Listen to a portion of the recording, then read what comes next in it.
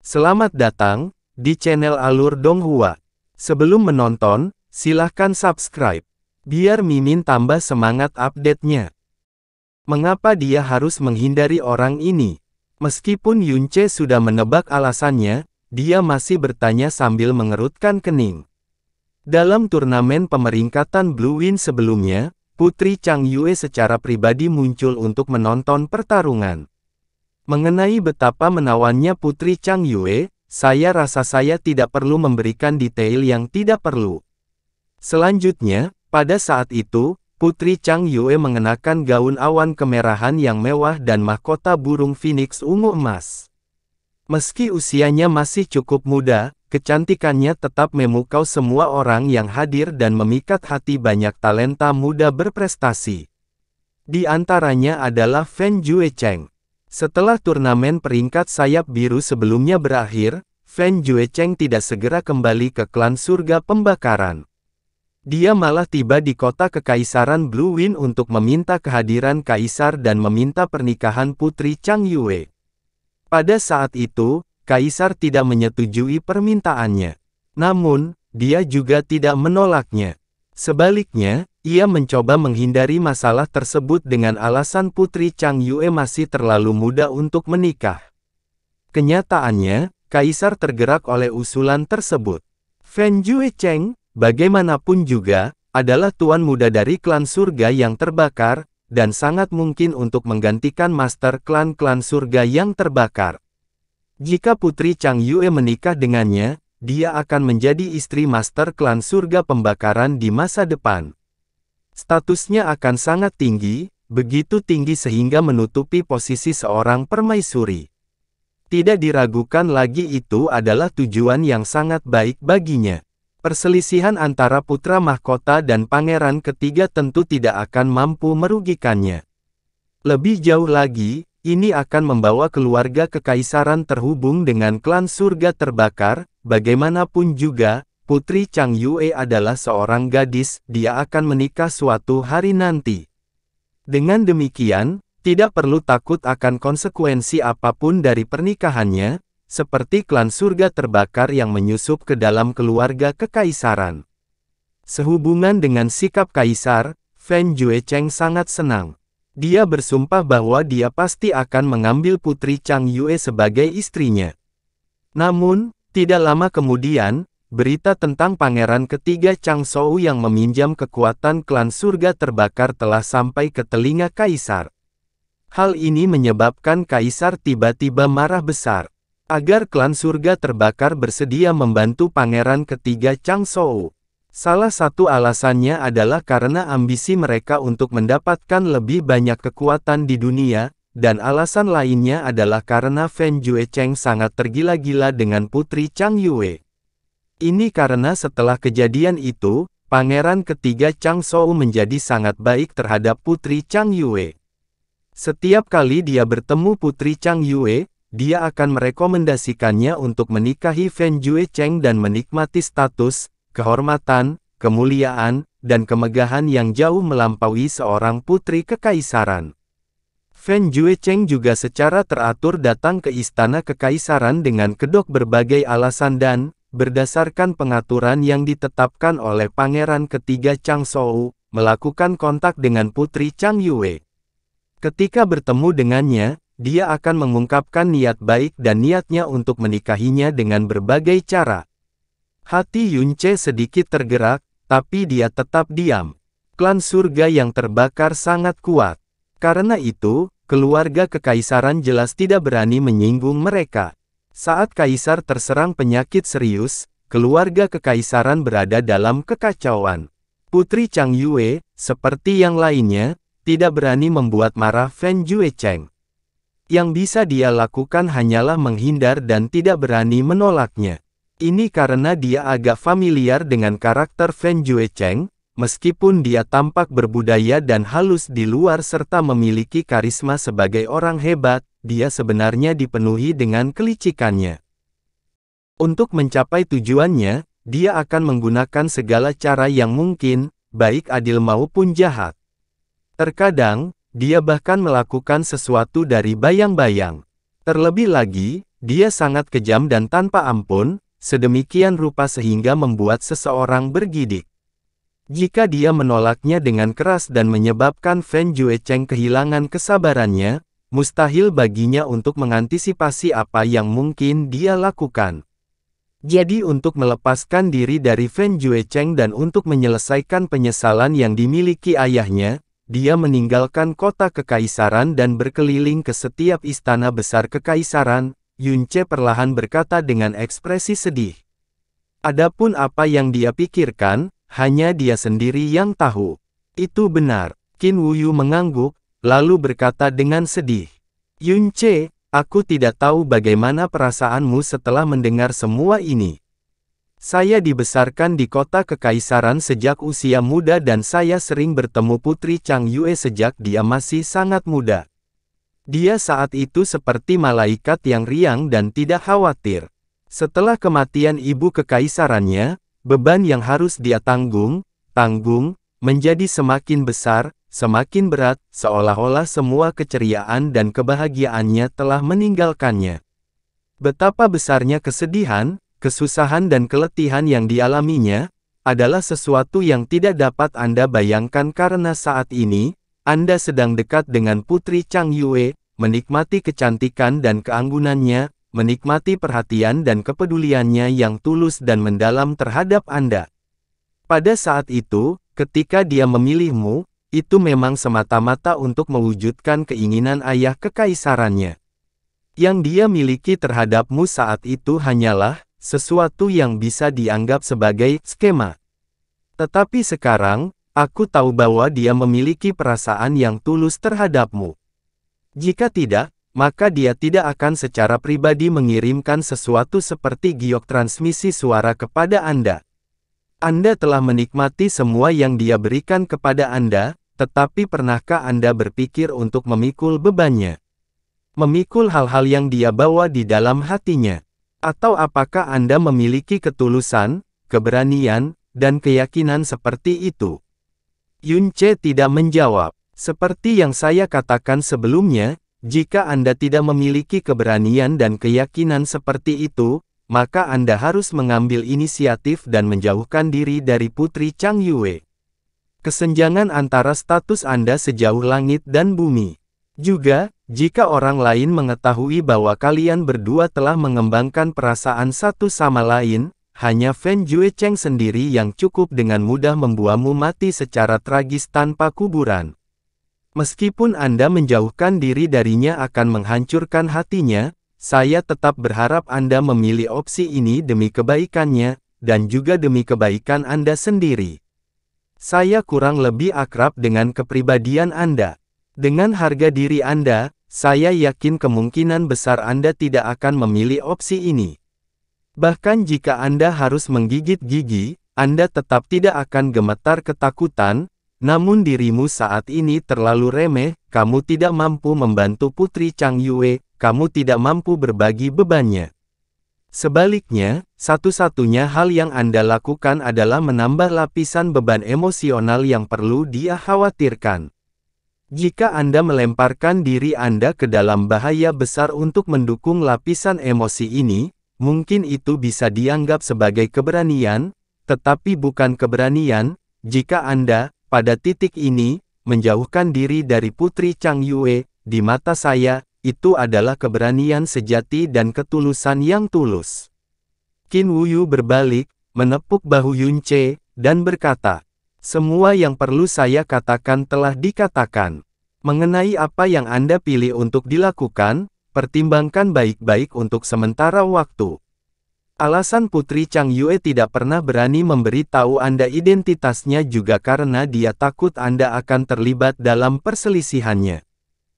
Di sisi lain, itu juga karena Anda terlalu tidak berarti. Jika kamu benar-benar memiliki kekuatan yang cukup, aku yakin dia pasti sudah memberitahumu semuanya sejak lama, karena yang paling dia butuhkan adalah bahu yang bisa dia andalkan.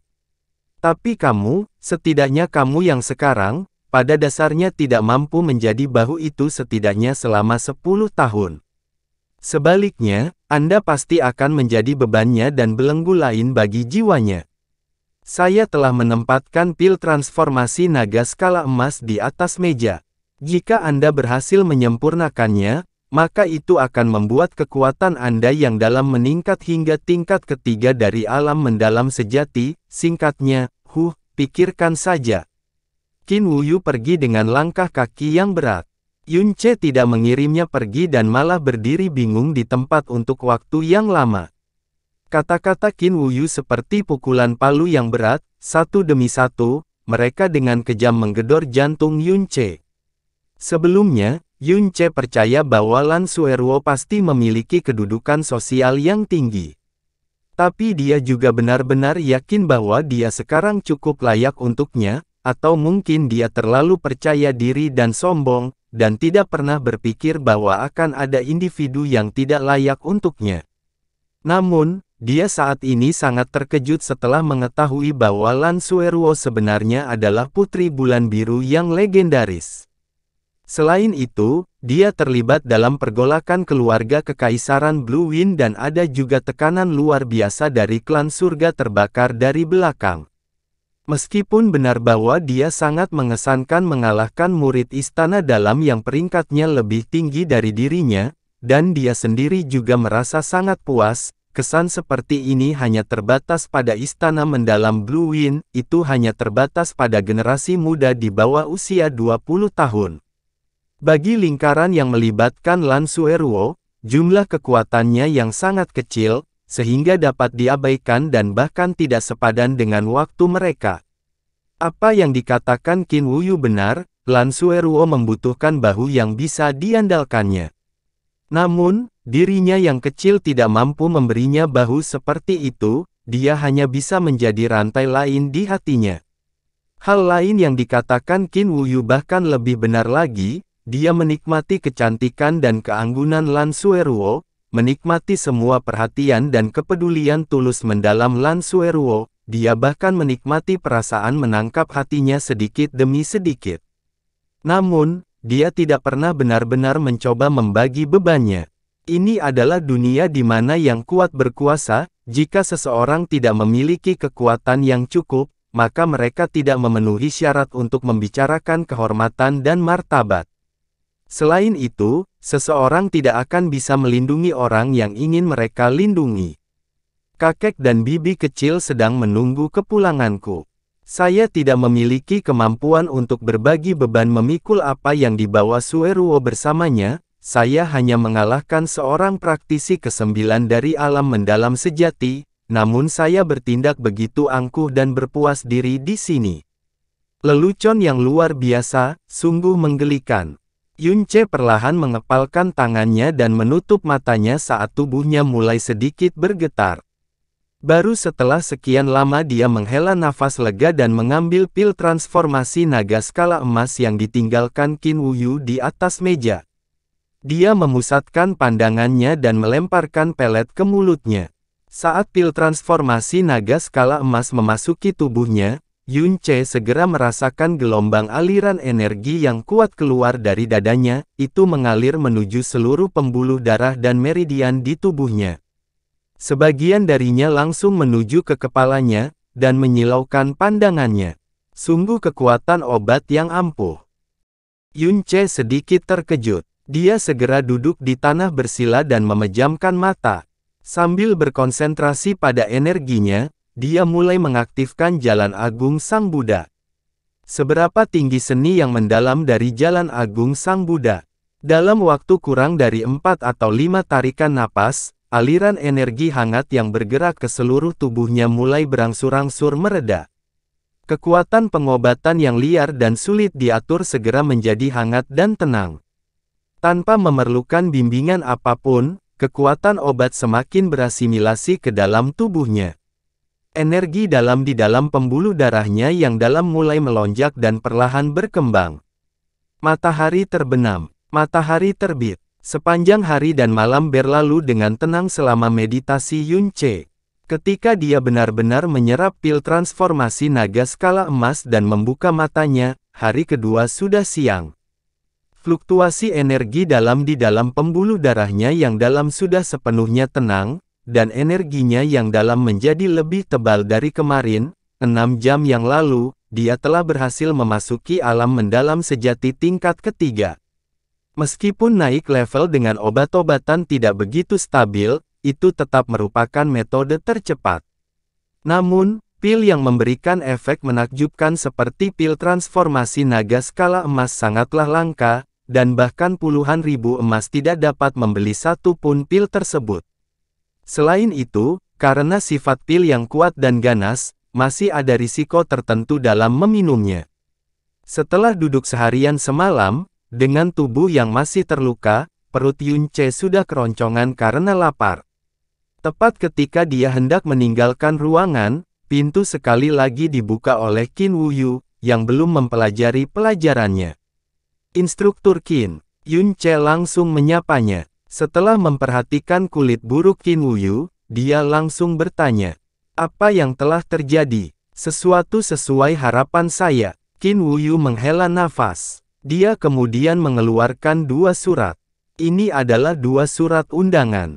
Salah satunya adalah dari Putra Mahkota Changlin, mengundang Anda ke Istana Putra Mahkota 10 hari lagi di siang hari, untuk berpartisipasi dalam pesta ulang tahunnya yang ke-33.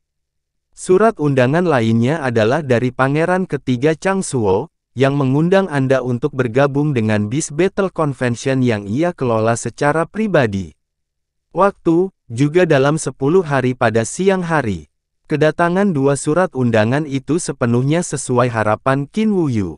Namun, yang tidak dia duga adalah bahwa 2 surat undangan dari Putra Mahkota dan Pangeran ketiga tidak hanya datang pada waktu yang sama, penunjukannya juga pada waktu yang sama, dan juga sepenuhnya identik. Yun Ce menerima 2 surat undangan itu dan dengan cepat menelusurinya. Kata-kata di kedua surat undangan itu sangat sopan dan dapat dipercaya. Pertama, mereka memuji Yun Ce, memujinya sebagai bintang generasi muda yang mempesona, menyatakan kekaguman padanya setelah mendengar hasil pertandingan kemarin dengan murid istana bagian dalam, dan berusaha untuk melihat secara pribadi keanggunannya. Akibatnya, mereka masing-masing mengundangnya ke pesta ulang tahun dan konvensi pertarungan binatang buas, yang diadakan pada siang hari dalam waktu 10 hari, dan memintanya untuk mendapat kehormatan untuk hadir. Melihat Yun Ce telah selesai memeriksa surat-surat itu, kata Qin Wuyu. "Saya yakin Anda juga mengharapkan menerima surat undangan seperti ini. Setiap murid yang mampu menjadi murid istana dalam akan menerima undangan untuk bergabung dengan kubu Putra Mahkota dan Pangeran ketiga. Terlebih lagi, dengan pertarungan kemarin, reputasimu telah meningkat pesat hingga hampir berada di atas semua murid istana dalam. Agar 2 surat undangan ini datang dengan cepat, itu sesuai harapan saya. Apa yang kamu rencanakan?" Menurut instruktur Qin, apa yang harus saya lakukan? Yun Ce meletakkan surat undangan dan mengajukan pertanyaan sebagai balasannya. Qin Wuyu menggelengkan kepalanya. "Ini di luar kemampuan saya untuk membantu Anda memilih. Anda lemah dan tidak memiliki latar belakang, Anda tidak boleh menyinggung salah satu dari keduanya. Awalnya, pilihan terbaik yang harus Anda ambil adalah menerima kedua undangan mereka, memberikan sikap ambigu dan bijaksana terhadap tawaran mereka sambil menolak keduanya. Namun, saya tidak tahu apakah itu sengaja dilakukan atau kebetulan, waktu kedua undangan ini benar-benar identik. Jika Anda menerimanya, Anda hanya dapat menerima 1 undangan. Namun, terlepas dari undangan manapun yang Anda terima, Anda akan dengan jelas menunjukkan posisi Anda dan, pada saat yang sama, menyinggung pihak yang tidak Anda terima. Dan jika Anda tidak memilih keduanya, itu bisa diartikan meremehkan kedua belah pihak. Jika saya yang berada dalam situasi itu, saya sama sekali tidak tahu apa yang harus saya lakukan." Yun Ce tersenyum dan berkata, "Apakah pesta ulang tahun atau konvensi pertarungan binatang buas, masih ada 10 hari yang harus aku pertimbangkan? Tidak perlu khawatir. Apa yang lebih saya khawatirkan, adalah bahwa saya hanyalah seorang murid dari Blue Wind Mendalam Palace. Seperti yang kamu katakan, kekuatanku sangat kecil di lingkaran besar itu, jadi mengapa putra mahkota dan pangeran ketiga dengan ramah mengundangku? Kekuatan individu Anda saat ini memang sangat kecil. Namun, yang mereka pedulikan bukanlah kekuatan pribadi Anda, melainkan prestise dan potensi besar Anda. Mungkin Anda tidak menyadari hal ini, tapi setelah pertempuran kemarin, nama Anda sudah menyebar ke seluruh Blue Wind Imperial City. Dan melalui berbagai versi rumor yang dilebih-lebihkan, Anda menjadi dekat dengan seorang legenda. Hal ini terutama berlaku bagi generasi muda, mereka telah menumbuhkan rasa kagum dan kerinduan yang kuat padamu. Lebih jauh lagi, fakta bahwa Anda tidak memiliki dukungan dan terlahir sebagai orang biasa, memunculkan persetujuan dan dukungan dari banyak praktisi muda kelahiran biasa. Jika Anda bergabung dengan salah satu kubu, dengan pengaruh yang Anda miliki saat ini, Anda pasti akan menyebabkan para praktisi muda condong ke sisi yang Anda pilih. Selain itu, kinerja Anda saat ini menunjukkan bahwa Anda pasti akan menjadi luar biasa di masa depan. Meskipun saat ini Anda lemah, dalam 5 atau 10 tahun ke depan ketika Anda sudah dewasa, Anda pasti akan menjadi bantuan yang besar. Oleh karena itu, baik putra mahkota maupun pangeran ketiga akan berusaha keras untuk memasukkan Anda ke dalam kam mereka. Setelah berpikir lama, Yunce perlahan mengangguk. Saya mengerti, bagaimana Anda memilih sepenuhnya terserah Anda. Namun, saya harus mengingatkan Anda, jika Anda benar-benar bergabung dengan kubu putra mahkota atau pangeran ketiga, maka tidak peduli seberapa kuat perasaan Putri Chang Yue terhadap Anda, dia akan tetap memutuskan hubungannya dengan Anda. Qin Wuyu dengan tegas menatap Yunce dan kemudian berangkat dengan langkah kaki yang berat. Seandainya Yunce hanya seorang murid istana yang mendalam, bahkan jika dia 10 kali lebih berbakat, dia tidak akan cemas seperti ini. Namun, hubungan Yunce dengan Putri Chang Yue telah menyebabkan dia tidak bisa menganggap enteng masalah ini. Informasi bahwa Yunce menerima undangan dari putra mahkota dan pangeran ketiga entah bagaimana bocor. Satu orang memberitahu 10 dan 10 memberitahu 100, di sore hari, hampir semua orang di Blue Wind Mendalam Palace tahu tentang masalah ini. Orang bisa mendengar orang mendiskusikan masalah ini dari setiap sudut istana. Hai. Pernahkah Anda mendengar bahwa Yunce menerima undangan dari Yang Mulia Putra Mahkota dan Yang Mulia Pangeran Ketiga pada saat yang sama? Sangat patut ditiru, jika seseorang bisa bergabung dengan kubu Putra Mahkota atau Pangeran Ketiga, apapun yang terjadi, ia akan menikmati kemuliaan dan kemegahan sepanjang hidupnya. Cek, kamu bisa mengagumi semau kamu. Bagi seorang jenius seperti saudara junior Yunce, diperhatikan oleh Yang Mulia Putra Mahkota dan Yang Mulia Pangeran Ketiga pada saat yang sama adalah hal yang wajar. Jika Anda mampu menghancurkan lawan 7 peringkat di atas Anda, maka saya jamin Anda juga akan menerima perlakuan seperti ini pada hari berikutnya. Katakan, menurutmu apakah adik laki-laki Yunce akan memilih putra mahkota atau pangeran ketiga? Itu sangat sulit untuk dikatakan. Saya pernah mendengar bahwa putra mahkota dan pangeran ketiga sama sekali tidak cocok. Jika dia memilih orang yang salah dan tuannya akhirnya dikalahkan di masa depan, mungkin dia juga akan tamat. Blue Wind Imperial City, rumah besar Jenderal Lapangan Utara. Murong Yi terluka parah dalam pertempuran melawan Yunce. Pada hari itu, dia dibawa kembali ke rumah oleh Feng Baiyi untuk memulihkan luka-lukanya. Desas-desus tentang Yunce yang menyebar seperti api telah membuat Murong Yi mengertakkan gigi dan marah dengan amarah yang tak ada habisnya. Dalam rumor tersebut, dia telah menjadi karakter sampingan yang menyedihkan dan konyol, atau, lebih tepatnya, batu loncatan. Yunce, aku akan membunuhmu. Dalam waktu kurang dari 2 hari, Murong Yi sudah meneriakkan kata-kata itu lebih dari 300 kali, setiap saat membawa kebencian yang sangat besar.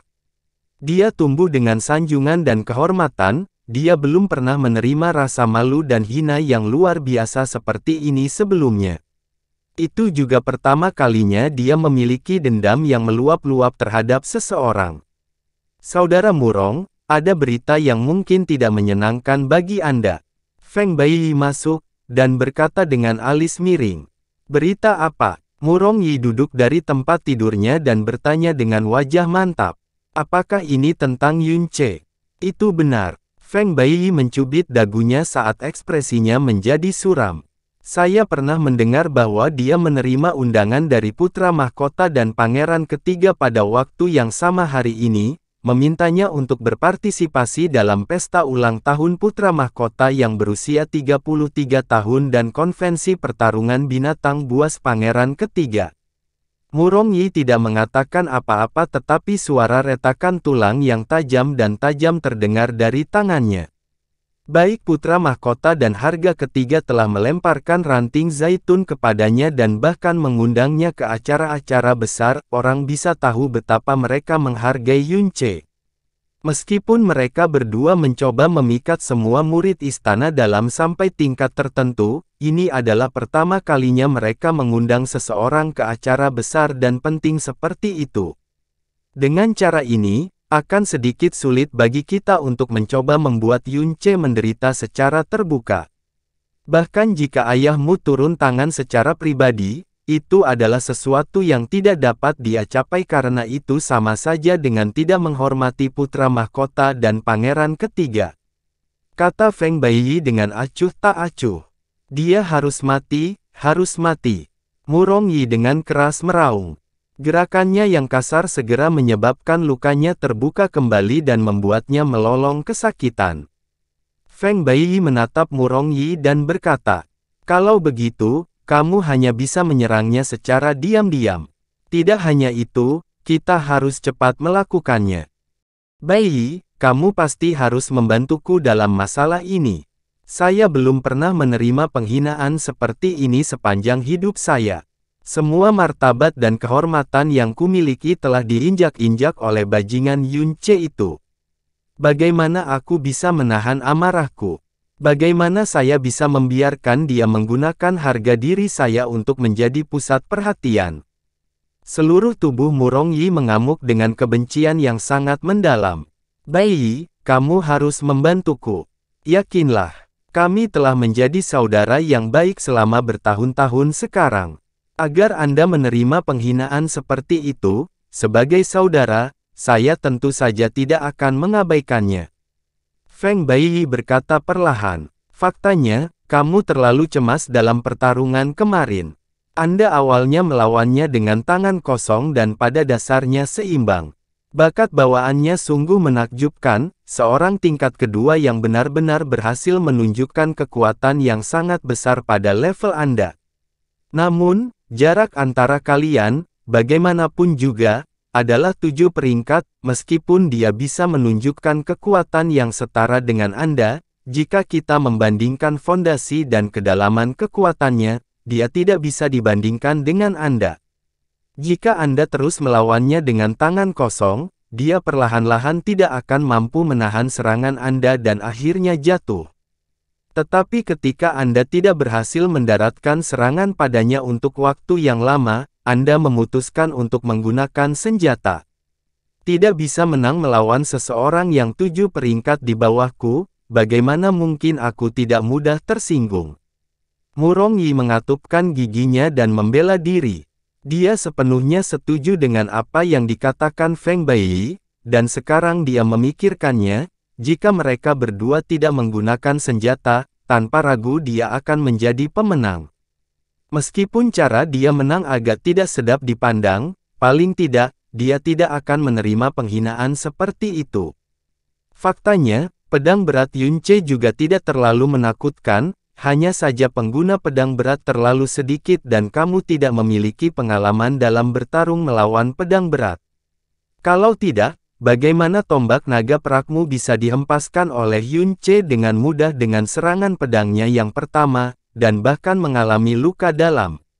Dengan hilangnya tombak naga perakmu, pikiranmu menjadi kacau dan dengan demikian, kamu ditakdirkan untuk menjadi benar-benar dikalahkan. Saya berada di dekatnya dan apa yang terjadi sangat jelas. Serangan pedang berat Yunce memang luar biasa, tapi pedang berat sangat berat, kecepatan serangannya sangat lambat dan juga meninggalkan celah besar setelah setiap serangan. Dengan keterampilan gerakanmu yang mendalam, kamu dapat dengan mudah menghindari serangannya dan menyerang balik pada celah yang dia tinggalkan. Jika kamu melakukan itu, Yunce tidak akan pernah bisa menang melawanmu. Dan pertama kali senjatamu bertemu dengannya dalam tabrakan langsung, yang merupakan aspek terkuat dari pedang berat, bagaimana mungkin kamu tidak kalah?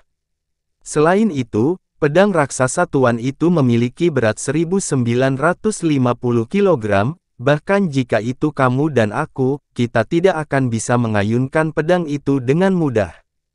3 serangan yang diayunkan Yunce, aku kira itu batasnya. Oleh karena itu, kekalahanmu kemarin sebenarnya bukan karena Yunce, tapi dirimu sendiri. Saya percaya bahwa setelah mendengarkan saya, jika Anda melawannya lagi, mustahil baginya untuk menang melawan Anda. Di sisi lain, jika itu aku, cahaya dingin melintas di mata Feng Baiyi. Dia mencibir. Aku hanya membutuhkan paling banyak 3 pertukaran untuk mendapatkan nyawanya. Ketika mengingat kejadian pertempuran kemarin, semakin dia memikirkannya, semakin Murong Yi mulai merasa bahwa kata-kata Feng Baiyi sepenuhnya masuk akal. Dia segera mulai menyesal dan menjawab sambil mengertakkan gigi. Kamu benar, jika aku bisa melawannya lagi, mustahil bagiku untuk kalah. Tapi saat ini, seluruh tubuhku dipenuhi luka. Aku bahkan tidak bisa turun dari tempat tidurku. Kalau tidak, saya pasti akan, secara pribadi, mencabik-cabiknya. Yakinlah, saya akan membantu Anda membalas dendam. Paling lama 5 hari, aku akan membawakanmu kepala Yunce. Saya jamin semua kemarahan dan kebencian Anda akan hilang sepenuhnya. Kata Feng Baiyi sambil berseri-seri. Apakah benar? Murong Yi segera membuka matanya lebar-lebar karena kegirangan. Tapi kemudian, dia mengernyitkan alisnya dan berkata, tapi Yunce telah menerima undangan dari putra mahkota dan pangeran ketiga. Jika kita mengambil tindakan, yakinlah, saya akan menangani masalah ini dengan sempurna, dan untuk amannya, saya bahkan mengundang orang lain. Siapa? Murong Yi segera bertanya. Suelang. Mata Feng Baiyi menyipit. Suelang, peringkat ke-7 dalam peringkat mendalam surgawi istana dalam, Suelang. Murong Yi mengungkapkan ekspresi terkejut.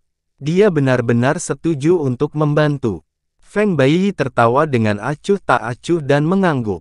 Kamu juga tahu karakter orang ini.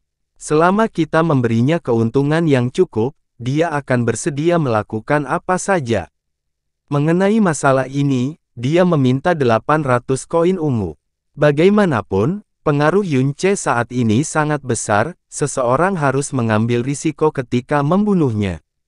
Itu semua tergantung apakah saudara Murong bersedia mengambil jumlah ini atau tidak.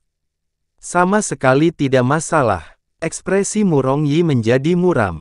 Selama kamu membunuhnya tanpa meninggalkan jejak dan menghilangkan kebencianku, jangan menyebutkan 800 koin ungu, bahkan jika itu 8.000 koin dalam ungu, aku tetap tidak akan ragu.